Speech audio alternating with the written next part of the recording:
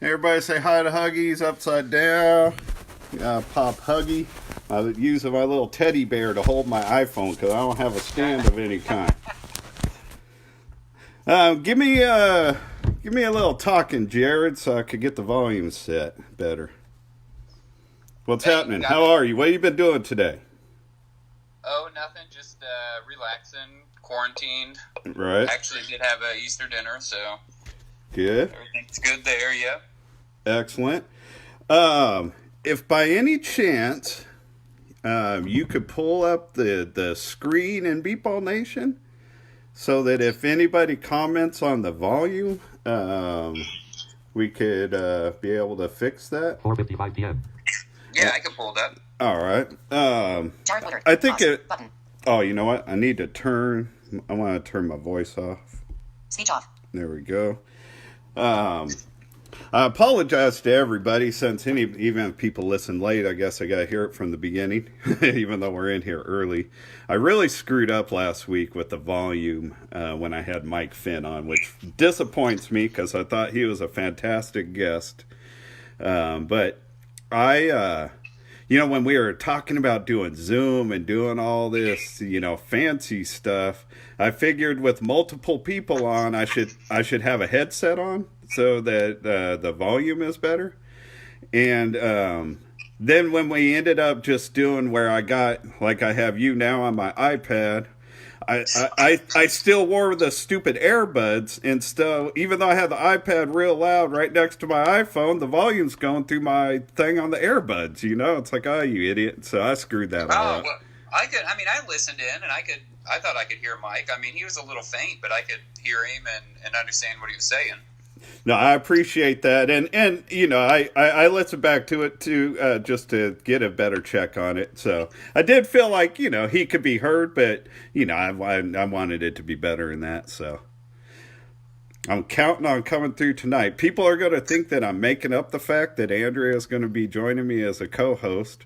You probably saw her thing pop up on the screen. She had a family thing pop up, not an emergency thing, just a responsibility thing. Yep. So she is going to. I sent the invite to her still, so she could join us late if she's able. I believe she's going to. That's what she wants to do. Okay. Yeah. The thing last week, I'll check the time. I think we still have a few minutes. 4:57 p.m. We got 3 minutes before I'll start right at the top. The problem last week, I believe, was related to a bug.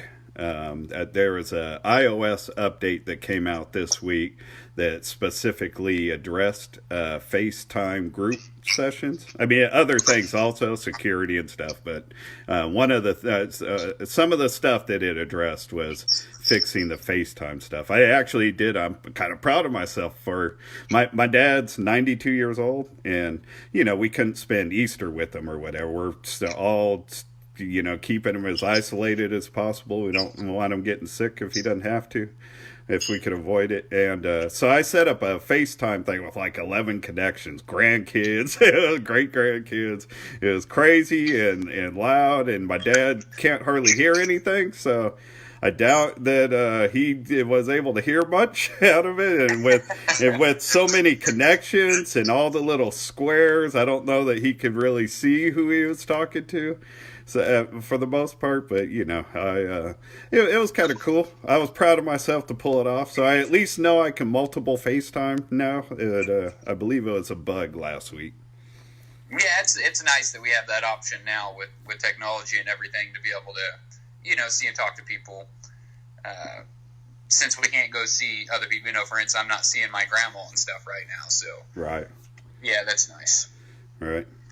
All right, just real quick before I fire up, before we do hit the top of the hour, just quick to let you know, if you listen to the show with Mike, I'm not just going to jump on and it's like, how do you pitch, make people better, blah, blah, blah. I want to have a little fun with this also, deliver it with a smile. So, you know what I mean? I'm going to introduce you. We're going to talk some pitching, but, I want to chit-chat a little bit too. I got some things I'll throw out there or whatever. So, it'll be loose. Yeah, no, that sounds good to me. Yeah, And I definitely want to prop you up about being Mr. First VP, because honestly, I'm proud of that. I hope you don't take that as patronizing, but having known you when you're running around the beep ball field in diapers, I'm proud of you, dude. Proud of you. Yeah, yep. Thank you. I mean, the sport changed me, so part of it is because of that. So that's so funny. Absolutely. It took the words right out of my mouth. All right, we got top of the hour. Got to fire up my intro music. We're off and running. This should sound better this time around, too. Yeah! Welcome back, Beat Ball World, our Beat Ball family. Thank you for checking out the Beat Ball Blues show. Very excited this week. I thought we had a great show last week with Mike, and we're going to answer it just as strong, because I believe I should have looked this up, but my memory on beat ball ain't too bad. The 4-time world champion pitcher, Jared Woodard. 4 times? Correct? 5 times. Is that right? It's 5. Oh, it's 5? What? You got Kansas and 3 with the Thunder? Or 4 with the Thunder? It's 4 with the Thunder. Oh, then my beat ball math is pretty bad. Well, welcome to the Beat Ball Blues show, Jared, man. Thanks for coming on. 5-time champion. Yeah, absolutely. Thanks for having me. You bet. You bet. I wanted to touch with the audience just a little bit on the show with Mike before we jump completely forward. Wait, let me see if I've passed anything on my notes. So on the workout that Mikey gave us, I committed to joining you guys who aren't working out right now, who plan to play beat ball if we're able to this season. You know, if you're not doing nothing, you got to at least be doing this. So I committed to doing Mikey's workout. I did it twice this week. I admit I only went through the cycle 1 time. I'm still lazy, but I did do it. I'll be bumping up. My goal is to get to 3 times a week, going through that cycle 3 times.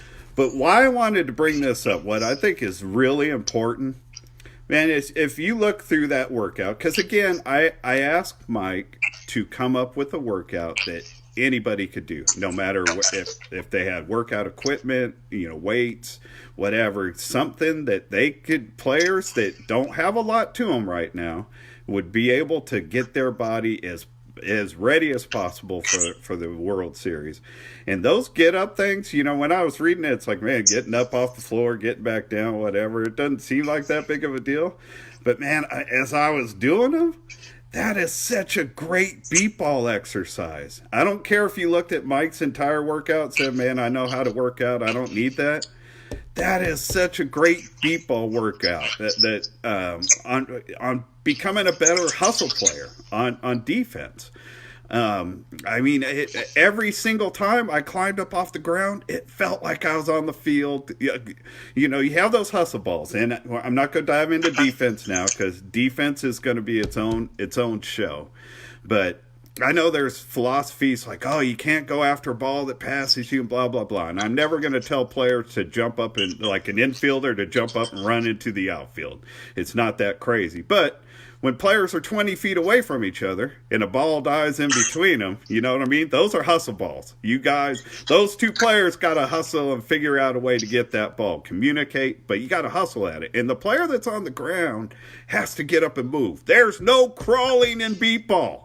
I'm going to say that a million times. There's no crawling in beat ball. I was stealing that a little bit from League of Their Own, no crying in baseball. But there's no crawling in beat ball. If you're crawling after a ball, when somebody's sprinting to a base, you're letting your team down. So again, I'm sorry.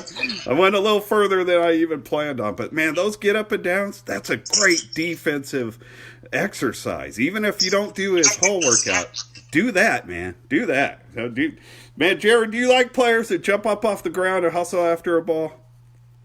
Oh, absolutely. I mean, I will argue that there is a couple times if it's just outside, arm's reach to where you can make that 2 motion crawl to it. But No, if it's more than 2 steps away, yeah, you probably need to get up and go get it. Yeah, I'm not talking about anything that's in arm's reach or whatever. You know what I mean? Yeah, no, absolutely. A lot of it's knowing what you're doing, so you know what I mean. You got to be able to judge when a ball bounces off you, if it bounces hard, you know what I mean. That comes with experience and field knowledge.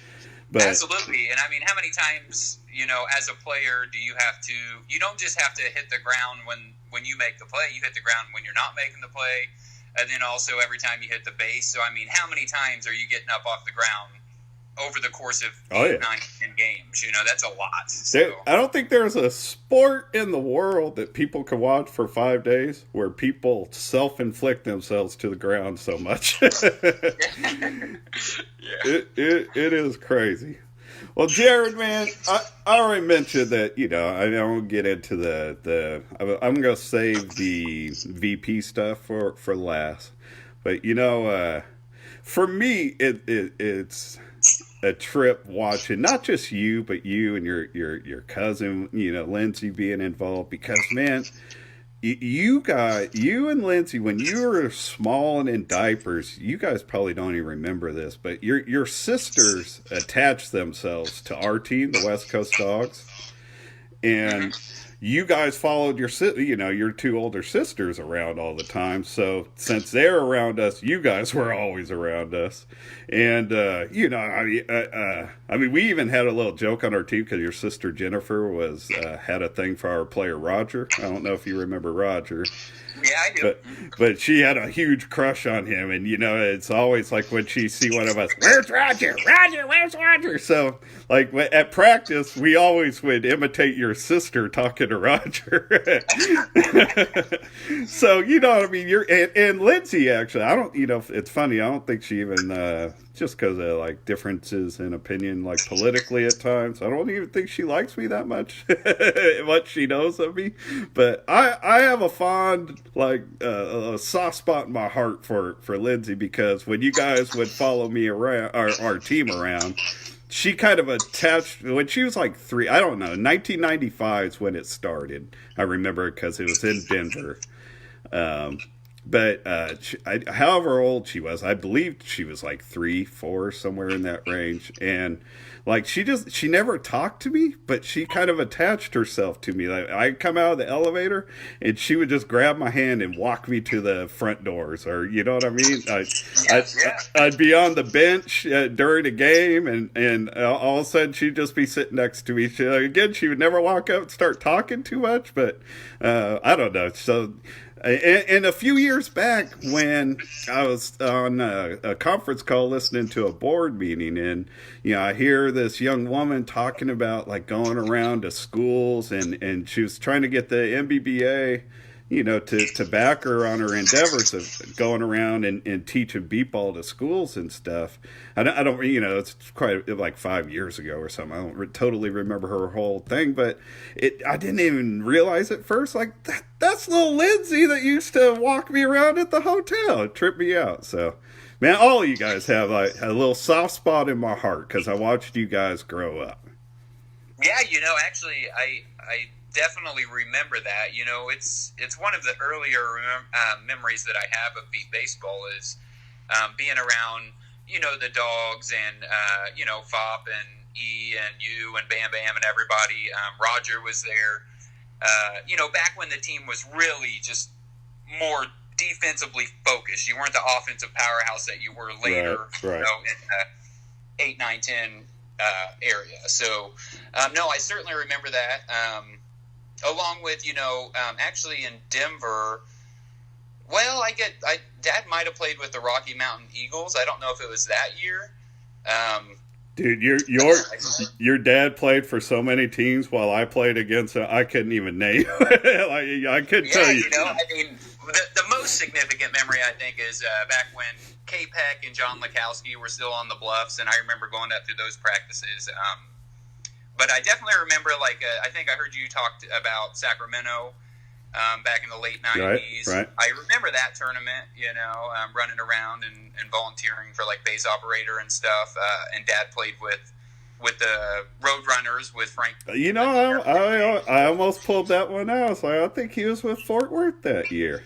Yeah, he was. I do remember that. Yeah. I think that's the last. No, I think Frank played through 2001. I was gonna say I almost said that was Frank's last tournament, but I think Frank Mathena pitched in 2001 also.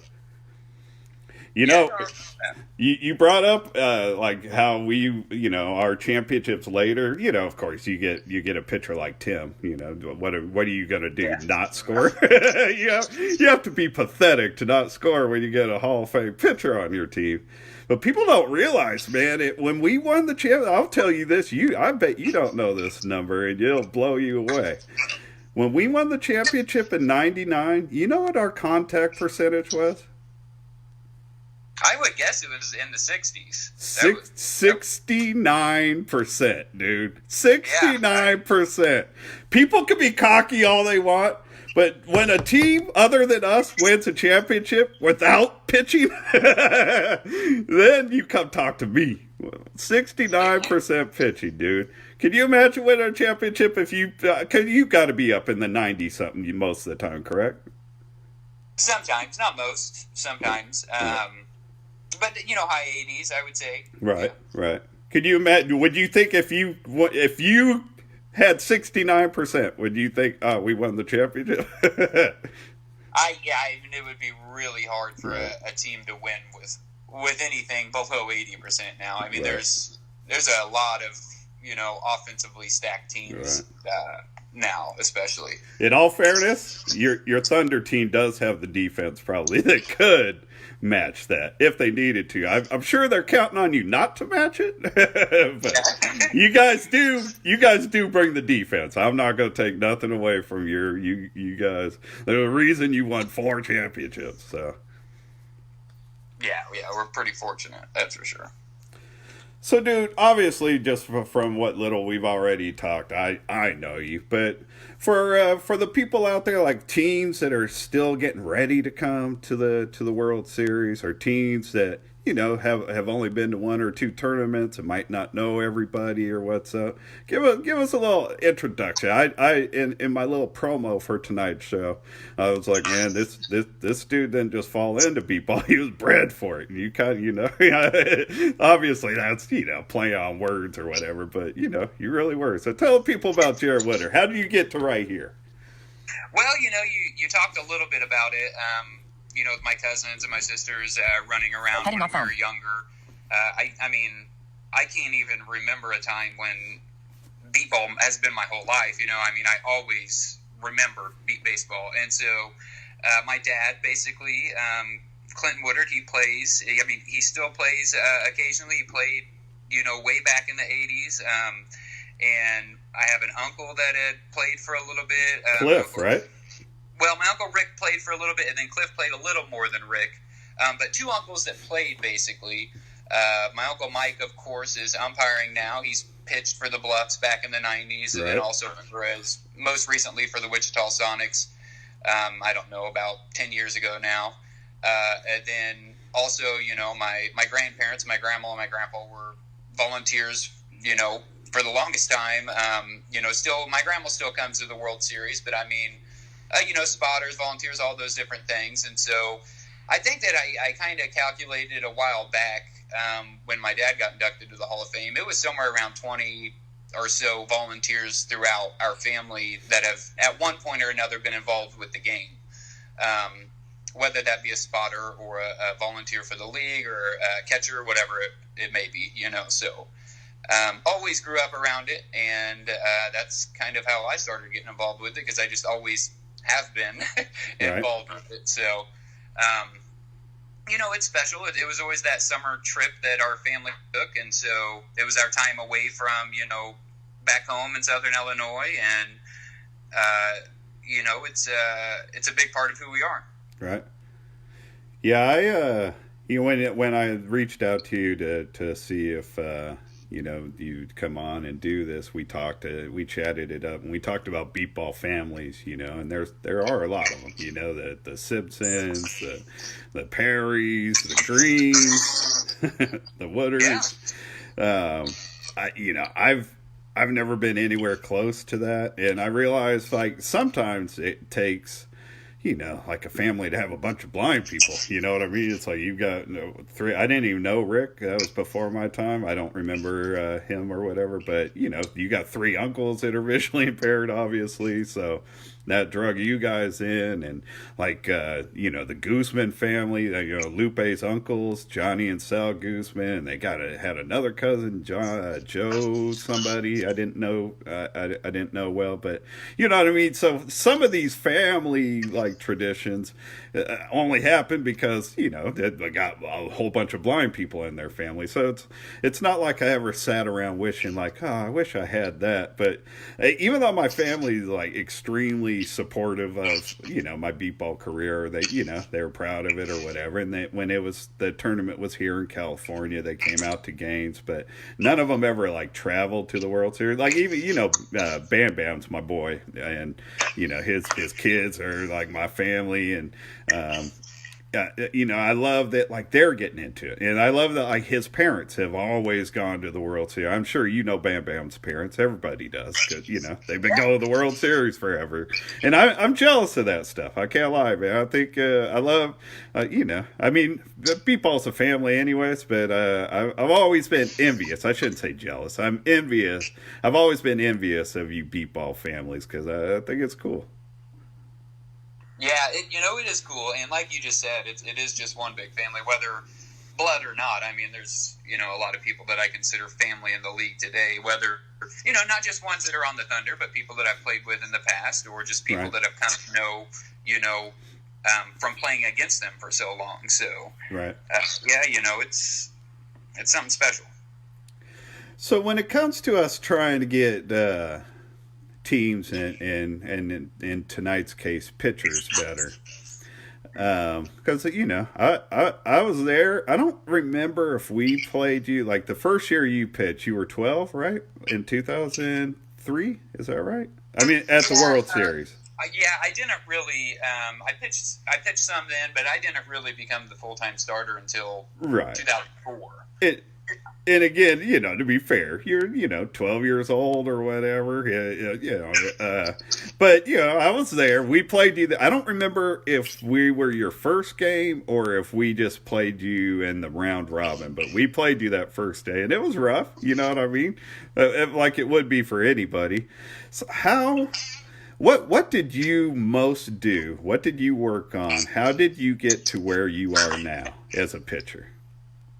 Well, yeah, I mean, to say it was rough is to say the least. I mean, I don't think that it took us. We didn't win a game our first year that I was pitching anyway.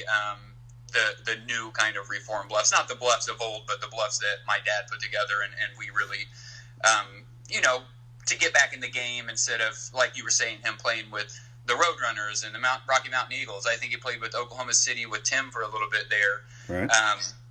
When there wasn't a Bluffs team. But I think I lost like my first 15, 20 games, something like that. It was a lot of games that we lost. And so, in that time, even though we were losing, the game was still fun, and we had a couple of players that we picked up that second year that were new to the game. Richie Schultz from Chicago is still around. Urel from Chicago. David Benny was coming with us, and L. Darnell Williams.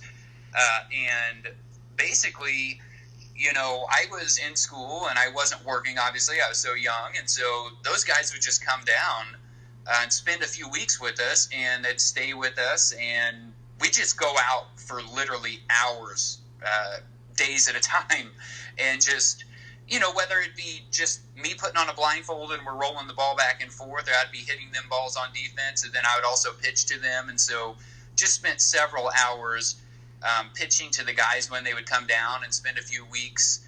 And I'm talking every single day, because some of them would have been at college at that point or just getting out of high school. And so we just would go out and 4 or 5, 6 hours and just pitch and hit and play defense. And I really contributed to that. It was the fun of the game and just getting out and trying. And, we wasn't hitting 90% contact back then. A lot of swings, a lot of untrained swings, and it was just putting in the time to where you really get the feel for what it feels like when you are successful, Right. And just putting hours and hours in and having fun, because it is fun. They say if you love your job, then you don't work a day in your life. That's kind of how it is with beat baseball. Right. If you're out there practicing, you love to do it. It's not really, it isn't something like, man, I got to go to practice. It's like, Right. hey, we get to go to practice, especially right now. I'm sure everybody's thinking, man, I'd love to go practice right now. So The only time I ever didn't want to go to practice is when I wasn't prepared. I knew I was going to get hammered. Yeah, and we've come a long way in the last 2 decades, last 25 years, as far as, like you just said, not showing up not prepared. I think people work out harder. I think people are more focused at the World Series. There's less, curricular activities going on. So, I think that a lot of people are kind of getting the drift and putting in hours and hours of work. I mean, our first year that we came back with the Thunder, we were putting in, 3-4 hours on every Saturday and Sunday, and also a couple hours on Thursday. So, we're practicing 3 times a week for 6 months before we ever went to the World Series. Right. And that's really what it is. It's practice, practice, practice, right? Right. And that's across the board: defense, offense, all of it, pitching.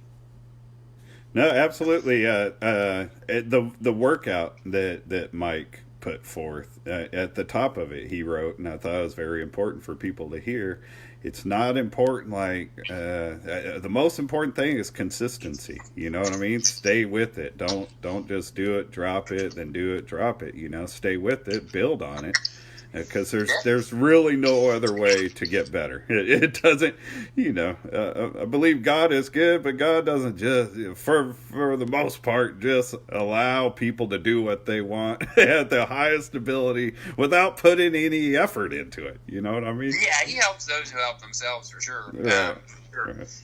And, another thing that I really liked that Mike stressed was, you don't have to work out 7 days a week to be successful. It's more important that you're eating those 3 meals.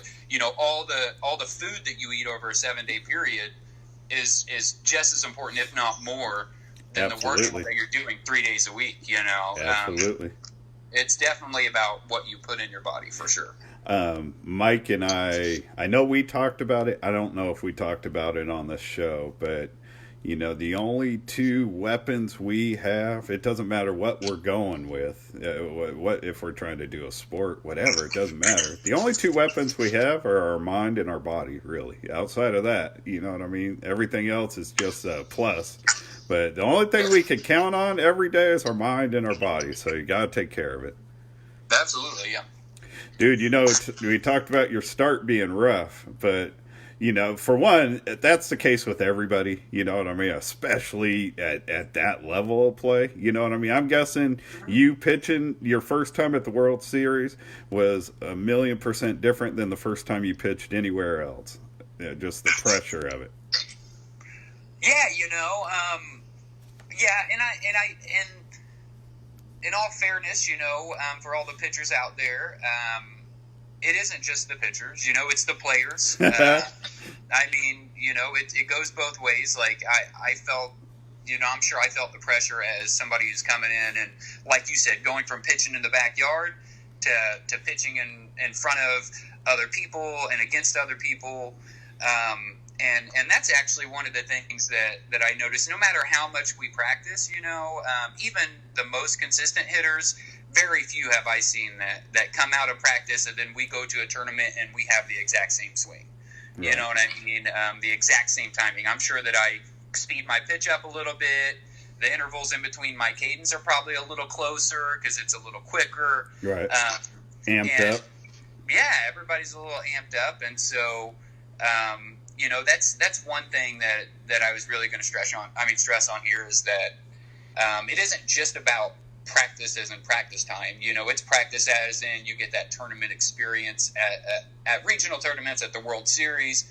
Longevity with your players help you kind of know their tendencies. Oh, he's real amped up. He's going to get up here. He missed a base last time, so he's going to maybe overswing a little this time or something, and really controlling that momentum and that feeling and kind of being one with, the catcher, the right, players, right. And understanding the situation that we're in. Right.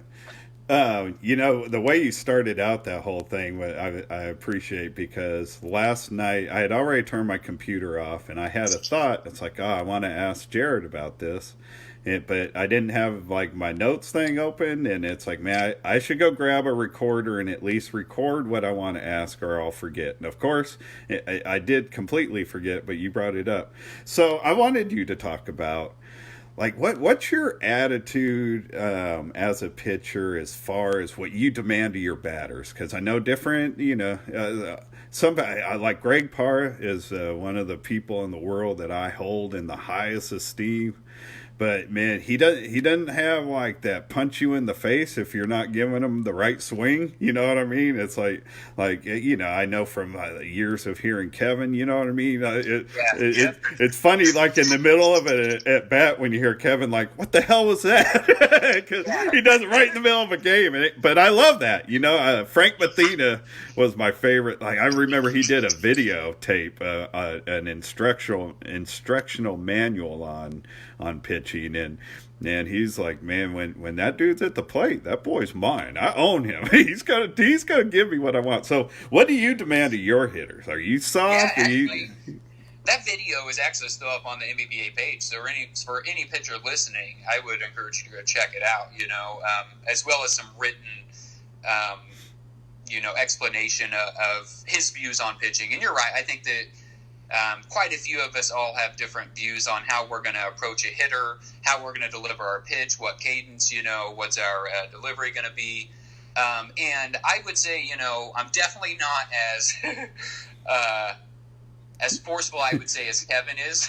Right. That's another thing. You ask how, you work up to it. But one main thing is, even before I started pitching, I had the honor and and I was very grateful to be able to run around and watch the Frank Mathena's pitch and Kevin Simpson pitch and, Nick from Chicago, Josh Perry way back in the day, Chad Perry, all these Fonzie, like all these people who have been a mainstay even before my time. I've got to watch all the different styles of pitching and kind of see how they approach it. Right. But I'm definitely, it takes a lot for me to lash out or be forceful with one of my hitters if they, and typically for me it's the small things. For instance, if somebody starts a swing, stops, and goes again, or somebody doesn't take a pitch when I tell them to, or somebody takes a pitch when I don't tell them to. But I'm a lot more, I think a lot of beat baseball, a lot of sports is a head game, right? And so right. And I think Frank kind of touches on it, but I'm a big believer in, I'm not going to say, oh, I was over you, I was under you, I was outside, I'm not going to say those things. And honestly, very rarely am I going to say you were early or late, unless it's something that I don't feel like I can adjust to. I would prefer, like, wherever they're at consistency-wise, I want to find them, opposed to making them adjust to me, And so when they're up there, I just want them to feel comfortable. I want them to feel confident, I'm not going to, some people like, and that determines a little bit on how I act towards somebody, is some people might like that extra pressure of, come on, man, you got to get it right. But other people don't like that, And right. No, and I mentioned Greg, and I used to push him on that, because it's like, man, like, especially like when we're at the World Series, like if somebody's not giving you the right bat, the right swing, dude, we ain't got tomorrow to worry about it. You know what I mean? Get on it. But at the same time, it just wasn't his nature. I was trying to get something out of him. You know, I was kind of like that with Lex Gillette or whatever. I love Lex like a little brother. I mean, we really are like family like that. But I rode him pretty hard because like I couldn't get him to communicate and stuff. But in the end, it just was like on the field on defense. You know what I mean? And I would get upset and I'd really ride him. But in the end, it just wasn't his nature to, you know, he wasn't letting the team down. Greg wasn't letting the team down. It just, if it's not, you know what I mean? Everybody's got a different way of doing things. Like I've said in the first show, there's more than one way to get in heaven, to heaven, I believe. So, you know what I mean? You got to let people kind of ride and be who they are.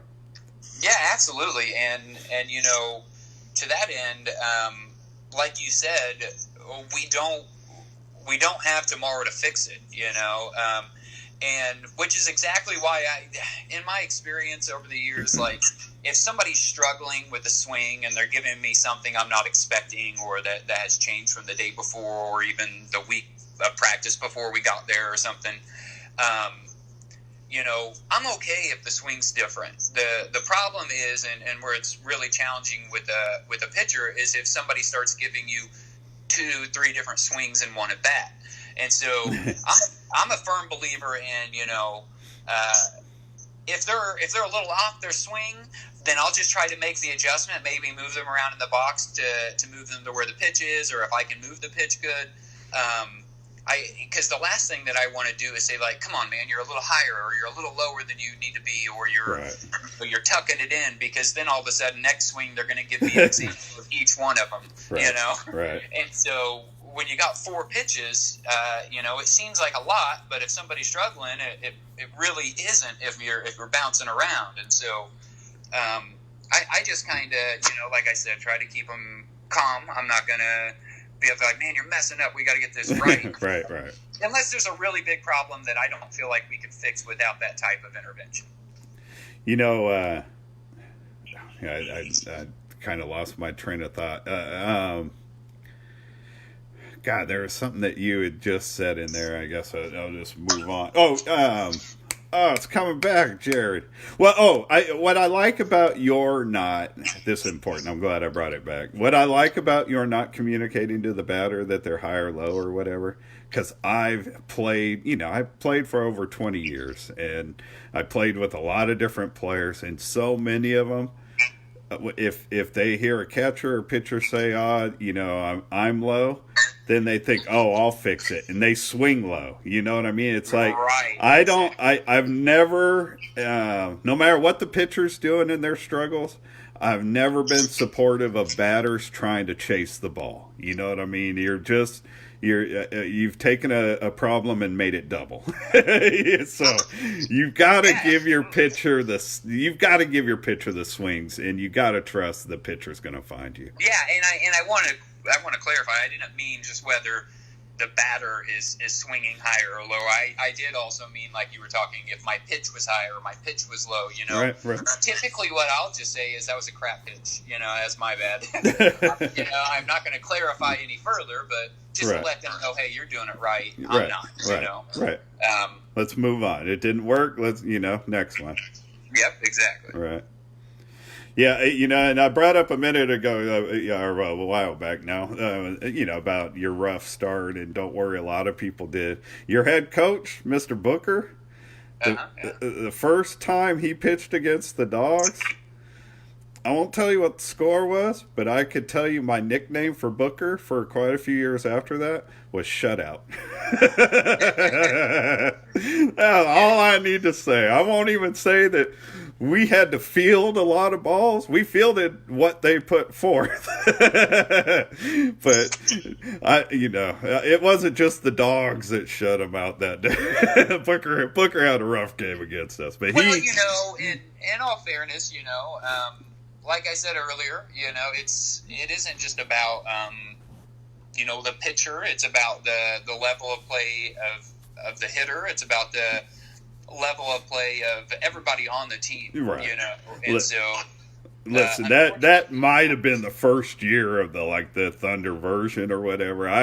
I'm saying all this in fun. Me calling him shutout was like something I just ribbed him with. You know what I mean? He wasn't blessed with a lot of talent in that game, so. And he was a new pitcher. You know what I mean? He's a former player turned pitcher. So I'm not clowning. I am clowning, but not in a mean-spirited way, I guess I should say. No, I got you. And I mean, what you just said there, I mean, how often do we have a team that comes into the league that has 6 true, solid athletes on their team? Whether it's the instances where I've experienced that, is typically where a team has split off or somebody has started their own team and called up some veterans, that have been around the league for a while. And so you typically start, right? And I mean, Boston's a great example. They've, oh yeah, every now and then they're going to, every year they're grabbing one more good guy, one more guy that's a real solid athlete who puts in the work and practices and is making that team a whole lot better.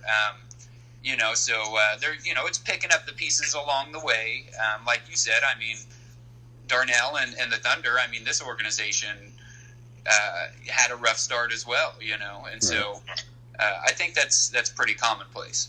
And it's like this common theme that keeps coming up in the show, whether it's you, Mike, or whatever. It's the consistency. I mean, you brought up Boston. One thing I've always respected about them is, I mean, just like every other new team, they were getting hammered when they first started out, but they just kept coming back, and all of a sudden they're playing on Friday, So. Yeah, I remember young and early on in my career, playing Boston was really fun, man. A lot of tough fought games, All their little cheering with the dude from the catcher spot,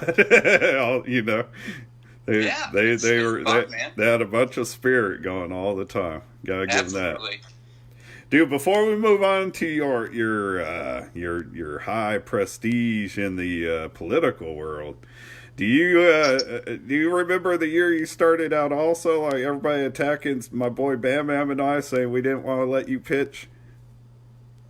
I don't remember that specifically, other than, I will say that I remember at the time I was very frustrated because I did not want to wear a mask. I did not want to wear, shin guard, chest guard, all that stuff, like catcher's equipment, because I thought it would interfere with my ability to pitch. And quite honestly, I even told my dad and told others that, like, hey, if I have to do this, then I'm not going to pitch.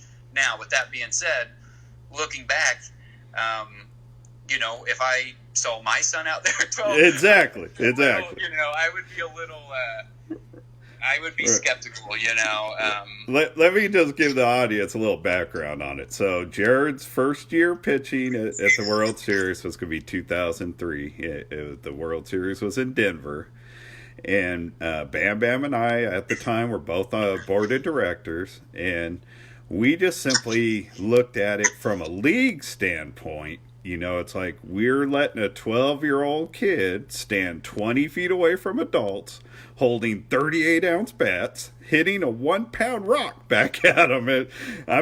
We didn't want you to. I don't even know about the shin guards and all that. We were only suggesting a face mask just to protect your head. Yeah. You imagine how much smarter Tim Hibner would be now if he had protected his head all these years. That boy gets cracked in the head like nobody I ever saw. But that, all it was like, from a league standpoint, we were looking out for the league also. I won't lie, like liability wise, like, man, we're responsible for this kid that we're going to let have a 1-pound rock hit at him. But it came down to that there were other minors in the league playing that weren't pitching, and we couldn't enforce something on you that we weren't going to enforce on the entire thing. So it ended up opening, like, it put us on a slippery slope that we had no answer for, so we had to just table it. But, man, I swear to God, it was never, I know I told you this personally, but I'm putting it right here on the record. We never tried to stop you from pitching. We just tried to stop you from getting hurt. That's all. No, yeah, and, I understand that, you know. I believed you would, or you had to by now or whatever. I mean, we've set like age limits for being on the field for the Thunder too.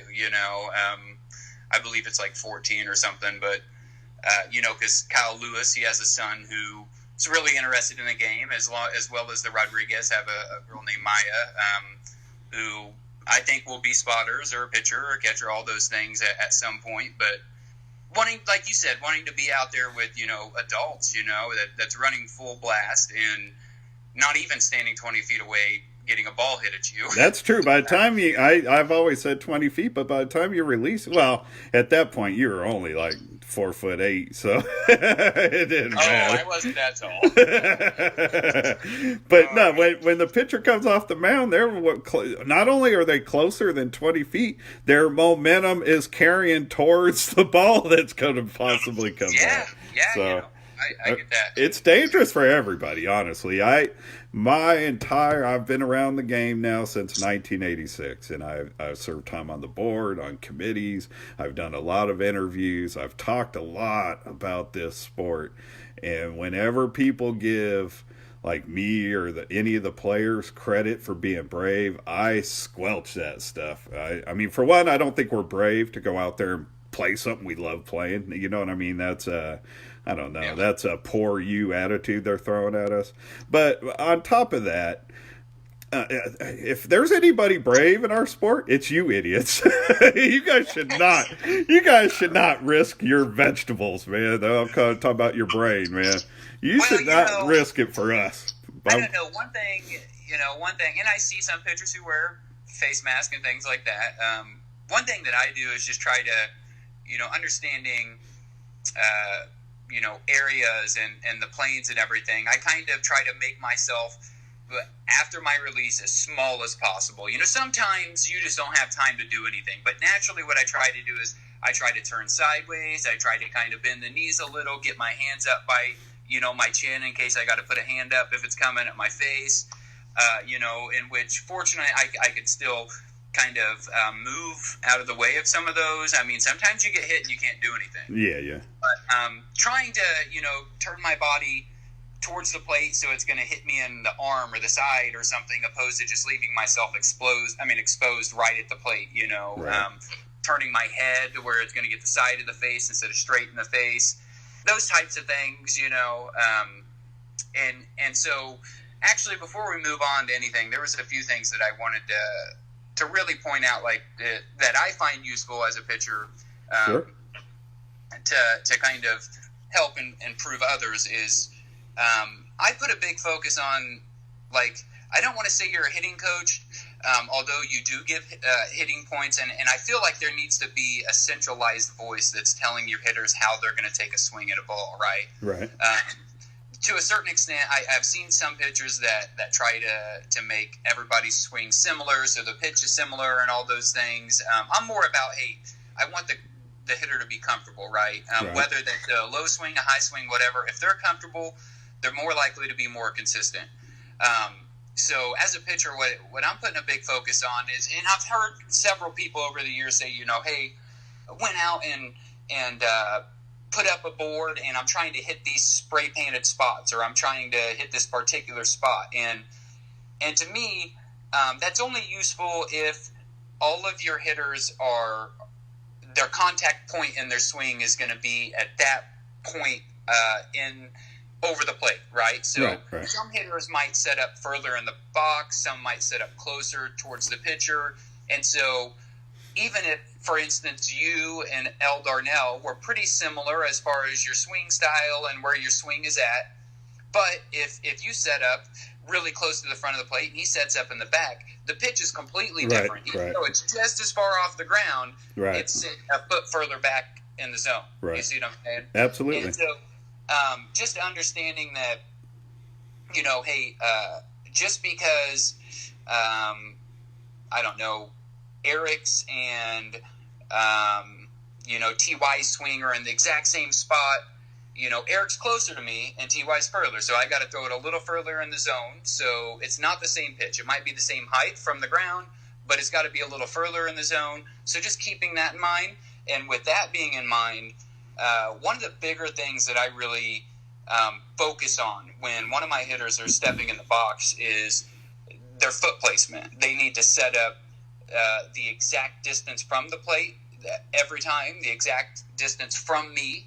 They can't be further in the box one time and closer to me another. So if they are, sometimes that's useful. For instance, if somebody's really, really early all the time and they're typically set up pretty deep in the box, then I can, instead of trying to say, hey, swing a little earlier and messing with timing, I could just say, hey, come a little closer to me. As long as I understand that pitch is going to have to make contact a little closer to me in the zone, And so just making sure that their foot placement is consistent. You are aware of it as the pitcher, that's where they need to be. And then using that to your advantage. Sometimes you don't have to change the pitch. You can just change where they are and try to move the swing to where your pitch is in the zone. Right.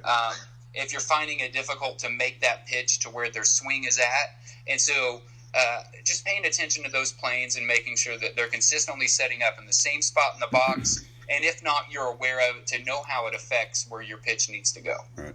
I always, like, once, a pitcher established where they wanted me to be off the plate, I would put my bat down in front of the plate, like line it up with the front of the plate, and figure out like where my front foot needs to be compared to the bat. Like, so I always had a marking place, you know what I mean, for myself, since I'm a total.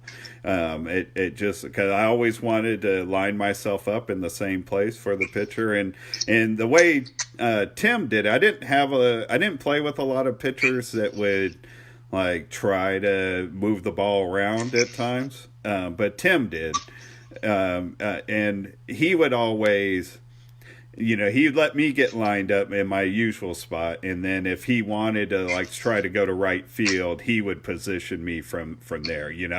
I trusted him to just when he, I just had that trust in him to where if he was trying to do something, when he told me to move, I just moved and gave him my swing and let him do the rest. You know what I mean?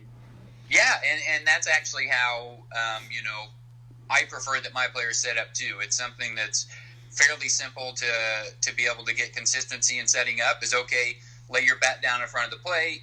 Okay, I want your foot, your toes of your left foot touching the knob of the bat, or I want your right toes touching the knob of the bat, to really set that depth. I think that's a great idea.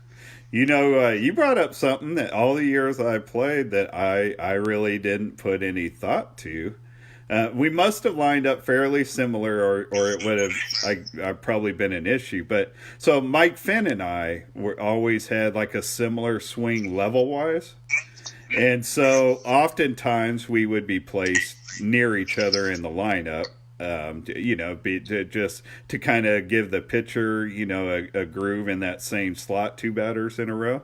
I never once, the whole time I played, ever considered us lining up differently off the plate changes that whole thing. Doesn't matter, you know what I mean? I'm glad you brought that up, because even my old behind learned something from that, Jared. So there's got to be some new teams out there that can learn from that. I never even put any thought into that at all. But you're right. And more importantly, it's not even just from batter to batter, but it's the same batter. If you're even 3 inches closer than me, then that makes a difference. That turns a swing and a miss to a foul tip, or vice versa. Right. So I really try to focus on the placement in the box. I feel you, man. That's good stuff. Before we move on to the VP stuff, you got any other pitching advice you want to touch on? Anything else you want to throw out there?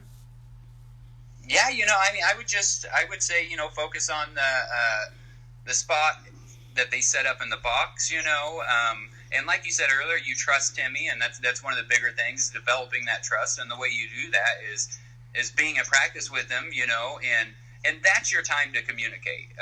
My philosophy is January, February, March, even April, we're focusing on, okay, if there's any adjustments I want you to make with your swing, then we're going to do it then. But once we get to May, get to these regional tournaments, I'm like, hey, this is where we're at. This is what we're going to go with. I need to see where you're at with this swing when you're tired, when you're fresh, when you're pumped up, when you're drained, all those different things when we're at tournaments. And so those first 4 or 5 months is when we focus on, do we want to make any adjustments? Then once we get especially to June, July, I'm just trying to find where you're at. And we're settling and doing that and just communicating with your hitters at those practices about what your philosophy is, what you're trying to do, and reassuring them.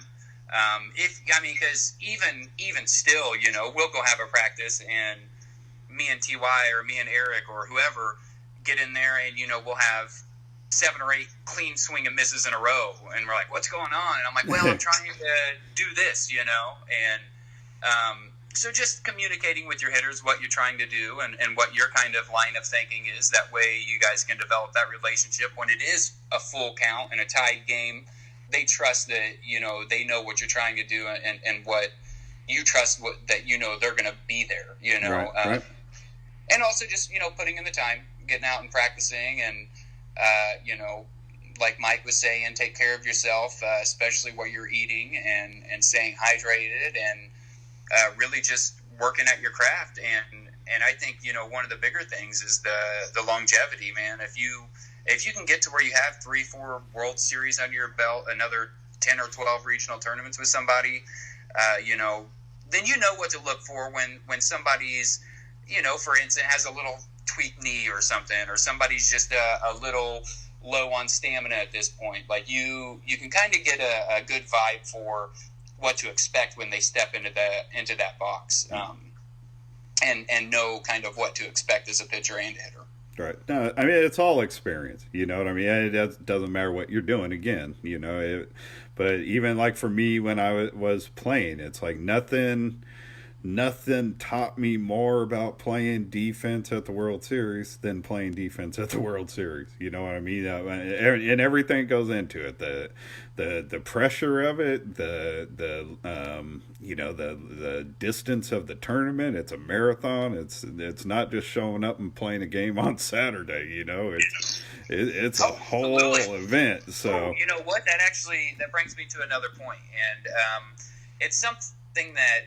I saw Kevin make an adjustment, 6-7 years ago, and that was about the same time, the year later, I think, is when I made an adjustment. But it's something that Nikolai with Chicago has done very well, and I think it is what's allowed him to pitch. I think he's in his 80s now. He's still very good, Right. Okay, here we go. Ready, beat. Yeah, I can just always remember Nikolai pitching, and he has – I just would encourage all the pitchers out there to reduce the amount of motion that you take in your delivery as much as possible. Because like you were saying, it's a marathon, and 14 was the year it really hit me. I'm talking I had to get up in the morning on Friday and Saturday and get in the hot tub for an hour before I could even go out to the game to stretch and get going. Right. Because I had this long stride and a lot of wear and tear on my knees from playing 6-7 games already. But trying to take as small a step as possible, trying to reduce the amount of motion. That way you're not weaken the least amount of muscles as possible. Because once you really weaken a muscle, what's that muscle going to do? It's going to try to prevent you from stepping in that exact same spot. It's going to try to, make you take a little pressure off of that hamstring if you have tweaked it a little bit. It's a little wore out from the other 6 games you played. And so Nikolai, for instance, he stands there, both feet together, right on the line, and he just takes, here we go, Eddie Peach, and he takes a 1 foot step, not even, just his left foot's the only one that moves forward, and very, very, probably the least amount of motion I've seen a pitcher take, and it helps with consistency, I mean, I went from this big, basically lunge to where I've cut it in half, and I've found that my legs last a lot longer, than they did. They don't get near as sore. And honestly, I might have worked out more back then than I do now. Yet my legs feel better after 6 games than they did back then because I reduced the strain of my stride. Right. Mm-hmm. That's good stuff. All right, before we let people on the East Coast go get ready for bed, I don't really plan to touch a lot on league stuff because I feel like you guys have that all covered. You know what I mean? I feel like I understand the league pretty well, but really the goal of this show is to get players and teams better on the field. But we have a unique opportunity with the second vice president on the line with us. And before I turn the floor over to him, for those of you that are new, just to give you a short overview. So the National Beat Baseball Association has two vice presidents. The first vice president, who currently is Jan Trapphagen, the first vice president is always in charge of the tournament, basically. Officially, the first vice president is the tournament director. So they run the committee. They're the chair of the committee, the tournament committee that sets up everything World Series tournament-wise. The second vice president, on the other hand, has different responsibilities. So, Jared, tell us, act like I don't know nothing, man. Tell us what your responsibilities as second VP are. Well, the title's actually, second vice president, public relations director, chairs the public relations committee, and of course serves, on the board. And so you have a vote on the board to talk about whatever decision needs to be made. So personally, I feel like kind of what the PR director is, or second vice role is about is being able to utilize or create, if need be, content to kind of tell the story of the league, to project the image that we want to project, and also get media coverage or just expand awareness about our game. Really is what the PR role is about. And so, with that being said, I kind of think like, something that I feel the league needs to be pursuing now and in the future is developing content, right? Professional content that can tell our story about what this game means to all of us, what the game, means to society, really, and to be able to utilize that content to go out and seek sponsorships and to spread awareness, to hook people into coming to the World Series every year, and so that's really what I feel PR is about and second vice is about. My first term on the board of directors was in 1989, and my most recent one finished in 2009. I served on the tournament committee for a long time after that, and I intend to be on the board again in my life. Well, if the voters are kind enough to get me in, I want to be, I should say, on the board again and be part of it. And I got to be honest, I've never had any desire. Like, the second VP is nothing I would have ever considered going after. Like, I don't want to be in charge of the public relations. But I'm hearing excitement out of players with stuff you're going on. So is that the main thing you're working on, or does the public relations committee have some other things in the hopper? Well, we're kind of in a unique position with, all the board members are volunteers, right? The NBBA don't have any paid positions. We don't have employees that we have that work on this stuff year round. We're not that lucky, I guess. But and I think that it's pretty true across a lot of many nonprofits, I guess I should say, who are in this boat where we have our endowments, but we don't have a payroll and all of those things, where it's typical for a lot of people in nonprofits to wear a bunch of different hats. And so one of the things that we really want to focus on is not just getting, for instance, this year, I'm hoping the World Series goes on. Right. But, we was looking at possibly having anywhere from 4 upwards to 8 games broadcast, whether that be on a television station or whether that be through Graham's live streaming and what he has done for us over the years, Okay. And trying to expand it from just the championship game and the semifinals game to include, a game each day, or even that undefeated game or the Friday morning game.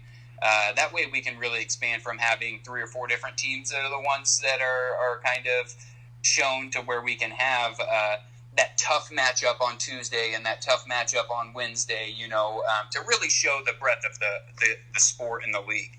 And then also, we really, want to tap into and kind of see what is the membership's opinions or thoughts on where they want to see the league go, and kind of what image we want to portray. So we're kind of looking at doing a survey to get the opinions of our members about what are our priorities as a league. Right.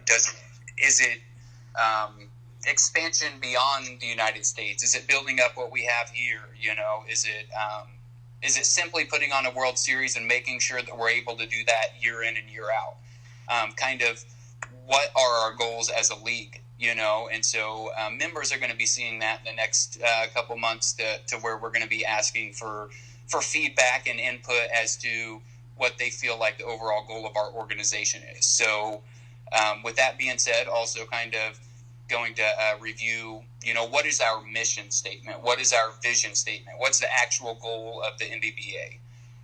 And what is, again, our vision, which is going to be produced and made based upon members of the boards, member of the PR committee, and members in general, our general membership through the survey and the information we get from that, to be able to, really focus our limited resources on that, because I do feel like we've made some strides over the last several years of getting awareness and getting sponsorships.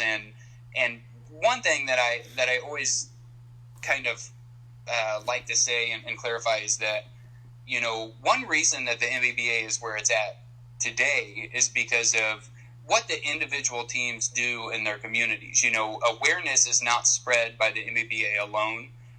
In fact, you probably argue that most of the awareness that Beat Baseball has is by, the Austin Blackhawks, Boston, Chicago Comets, Thunder, all these teams, Houston, that go out and do their Lions Club demonstrations. They go out, I see the Panthers have done a lot of great things over the last fall where they're getting videos out that are getting a ton of views. The Cut 4 video from the Beast of the East last year was an awesome video and got us a lot of great publicity. And that's just the sport of beat baseball in general, and that's really just what we need is if we spread the beat baseball in general, I think everything else works itself out as long as, if we do get somebody sucked into coming out to a World Series, that we present ourselves as, a great organization and show. And I don't think that anybody has a problem with this. And time again, I'll see where we're at a host hotel or we're at our hotel and, you meet somebody in the lobby or you meet somebody in the bar or it's a person working at the front desk and they just love it. They love talking to the players. Heck, I've seen several hotel employees come out to watch the game, and just really fall in love with it. Whether they sign on as a World Series, a volunteer at the World Series and come every year, to me, that would be awesome, but it don't really matter because then they can sit there and spread it to their children or their cousins or their brothers and sisters. And the more people that know about it, the better, you know? Yeah. And so that's really what it's about. Yeah, that's good stuff. That's good stuff, dude. That's a great note. I'll say that's a great note to end it on. I know I already said it earlier, but again, man, is somebody that, because, in the end, we share a love, this game of ours. And, with us both sharing that love and watching you go from that little knucklehead around, following your sisters around to where you're at now, man, I don't think it's cool. I don't think it's cool. I'm proud of you. I think you're doing great. Keep it up. I like being able to call you a friend, and I look forward to seeing you out at the World Series again someday. Hey, I appreciate that, and yeah, I wouldn't mind to see you there. You gonna make it? Sooner than later, man. I don't know. Well, I can't say this year, but sooner than later. Field or Nah, I think my days of playing. I don't know. Honestly, I think I could still play pretty good defense. I have very little doubt of that in my head, but I don't Mike know. Engage do the workouts. You know what to do. I do. I'll stick with it. So I'm expecting everybody else who's jumping into Mike's workout or whatever your workout is, keep planning. And in the end, like I'm kind of taking this from Lex Gillette. Who was a great beat ball player, but also is a world champion, part of the USA Olympic team. It's like when he doesn't want to hear anybody talk about Tokyo getting canceled.